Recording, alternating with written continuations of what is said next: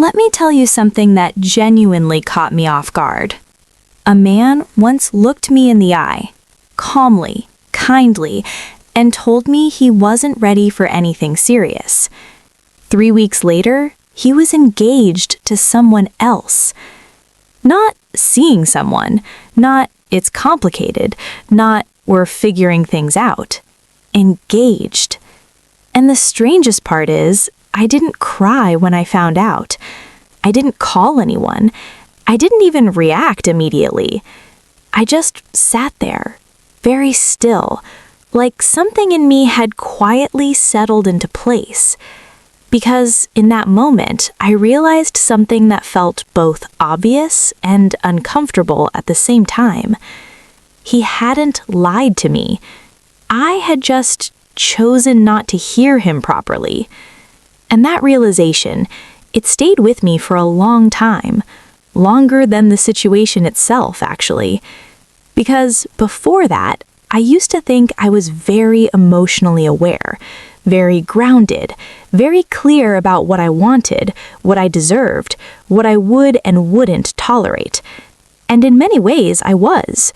But there was still a part of me, a very quiet, very convincing part, that believed that if something felt right, if the connection was there, then surely with enough patience, with enough understanding, it would become what it was meant to be.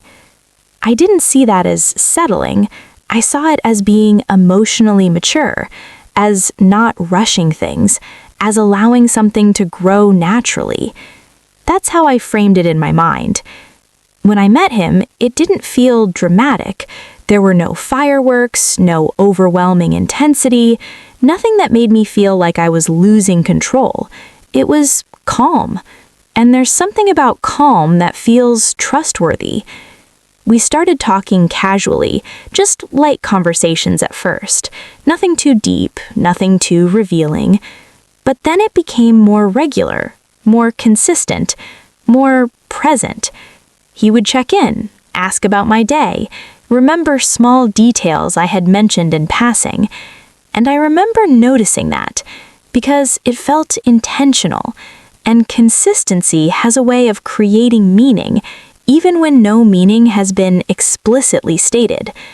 It builds this quiet expectation, this soft assumption that something is forming.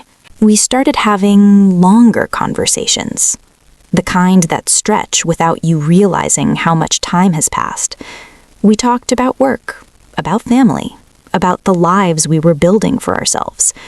And there was a depth to it that made it feel significant.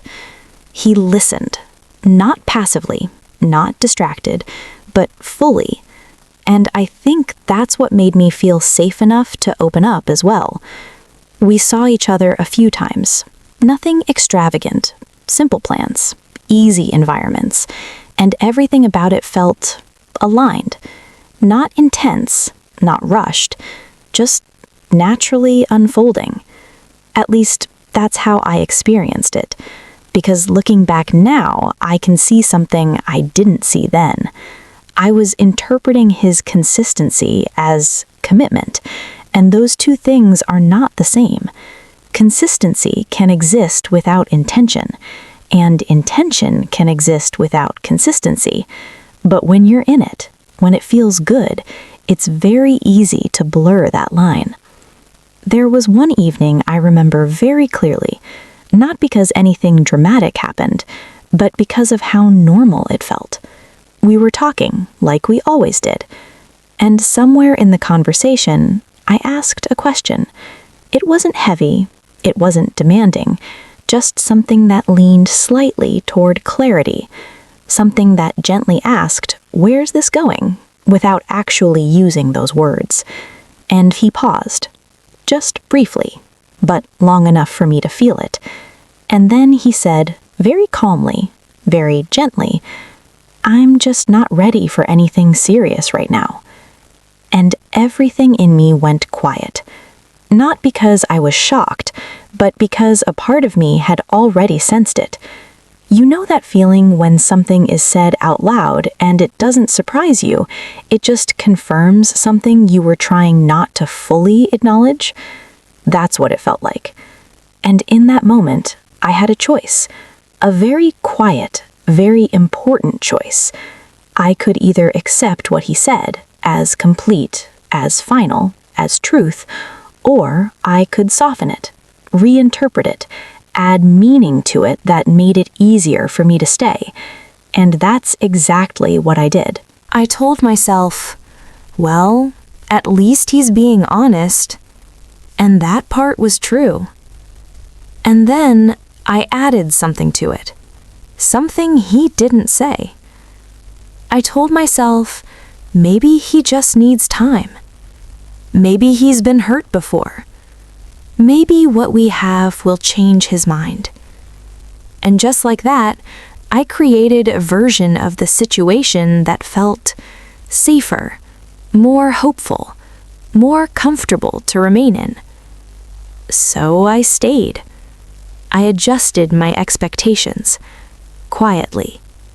I became more patient than I actually felt. I convinced myself that I wasn't in a rush either, that I was okay with things being undefined for a while. But if I'm being honest, that wasn't entirely true. I knew what I wanted. I wanted something intentional, something that was moving forward, even if slowly. But instead of honoring that, I compromised. Not loudly, not dramatically, just subtly. And the thing about subtle compromises is that they're easy to justify. For a few weeks, everything continued as normal. We still spoke, still laughed, still had those moments that made it feel like something real was there. And that's what makes it confusing, because nothing feels wrong enough to leave.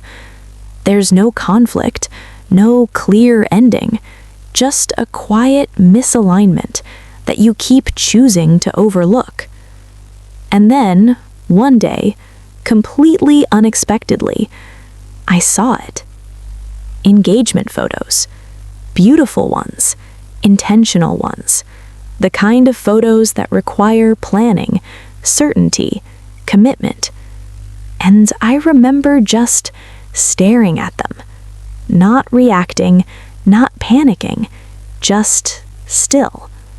Because in that moment, everything made sense. He wasn't confused. He wasn't unsure. He wasn't not ready. He was simply not choosing me. And the truth is, he had already told me that. I just didn't accept it. And I think that's the part that changed me the most, realizing that the pain wasn't in what happened, it was in how long I stayed after I had been given clarity. Because when someone tells you where they are, that is information. It's not something to decode. It's not something to challenge. It's clarity. And clarity, even when it's uncomfortable, is a form of respect, but only if you're willing to receive it. I had to sit with that for a while, to really understand why I stayed. And the answer wasn't simple. It wasn't just about him. It was about me, and the part of me that believed that something almost right could become fully right if I just gave it enough time. But what I understand now is that alignment doesn't need convincing.